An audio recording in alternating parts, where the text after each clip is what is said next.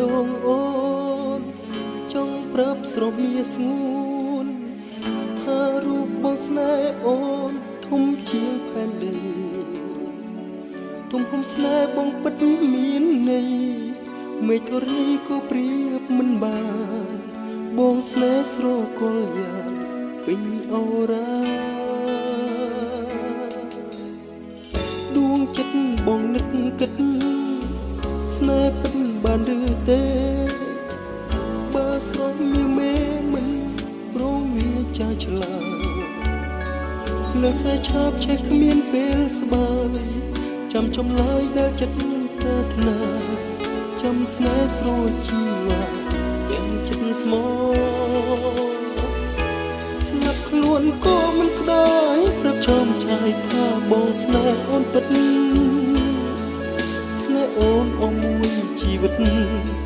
ស្នេហ៍បងជាស្នេហ៍បរិសុទ្ធក្នុងបេះដូងបងមានតែរូបស្រស់កែមចរណៃតើពីសេចដឹងឬទេ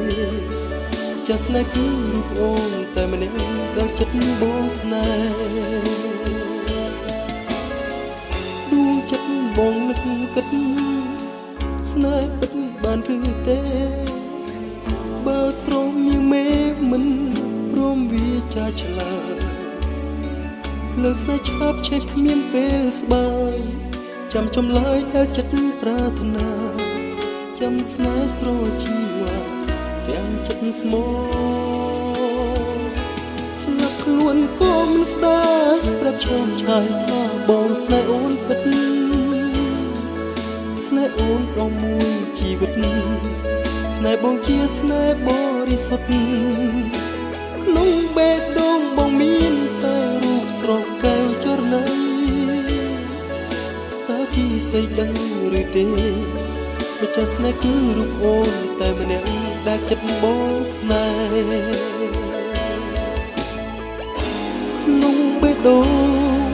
បងមានតែរូបស្រស់ចរណៃតើពីសេចដឹងទេម្ចាស់ស្នេហ៍គឺអូនតែម្នាក់ដែលចិត្តបងស្នេហ៍ស្លាប់ខ្លួនក៏មិនស្ដាយប្រាប់ចំឆាយថាបងស្នេហ៍អូនពិតស្នេហ៍អូនអស់មួយជីវិតស្នេហ៍បងជាស្នេហ៍បរិសុទ្ធក្នុងបេះដូងបងមានតែរូបស្រស់កែវចរណៃតើពីសេចដឹងឬទេម្ចាស់ស្នេហ៍គឺរូបអូនតែម្នាក់ដែលចិត្តបងស្នេហ៍